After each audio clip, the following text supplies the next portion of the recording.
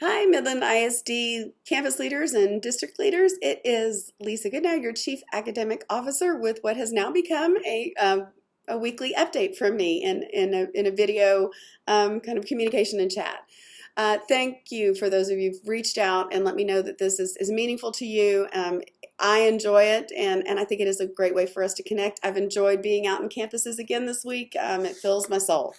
I have three quick updates that I want to let you know, and that is one, that we have been listening and we hear you. The first thing is that we know the MOA has been tough. That feedback continues to come back around the split assignments. Now, this isn't going to be a perfectly easy solution, but it is one that we have to implement at this point district-wide for our elementary schools.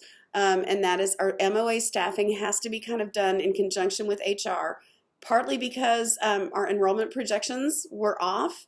The percentage of students who are enrolled in MOA is higher at the elementary levels, and our students and our teachers deserve the very best instruction.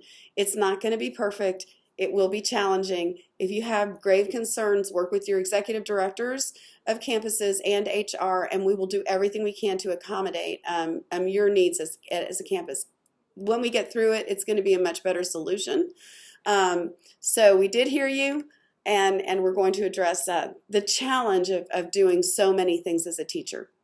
Secondly, we have heard you. Temperature checks have been a challenge, and they're taking a very, very long time for some of our campuses. And so what we are going to be able to do, because our parents have done such a great job of screening, we have had very few students actually present with temperatures. So we're going to ask parents to continue that good work that they're doing at home, and you'll no longer have to do temperature checks as students enter your building, and we're not going to do them on the bus either. So that communication will be coming out later today. I wanted to let you all know first that we're going to be able to relieve that burden and get your students in the building a little bit more quickly, and you're going to need it, I think, as more kids come onto our campus. Third, we are listening and we have heard you, and we're not going to rush out of blended. We're not going to rush out of phase 3 and get kids back in any formation of the 4 or 5 day a week other than the ones we already have brought in. And we do know we want to get there. I can't give you an exact date that we might be looking at and how long we're going to hold, but it's at least, it's going to be at least 2 to 3 weeks. At least, and maybe a little bit longer. We're going to watch carefully what our own internal metrics are. If I have too many principals and whole administrator teams out, if we have a lot of students who are then presenting and being diagnosed with COVID, and if we have too many people quarantining and we can't function as a school or a district, that's when you start seeing micro closures, and we'll watch that carefully, and you will again be engaged in the decision making around when we might come back. But we're not going to rush back. In the next 2 to 3 weeks at least. We're going to hold with phase 3. We've just started implementing it, so let's hold with it. Let's watch what the metrics are.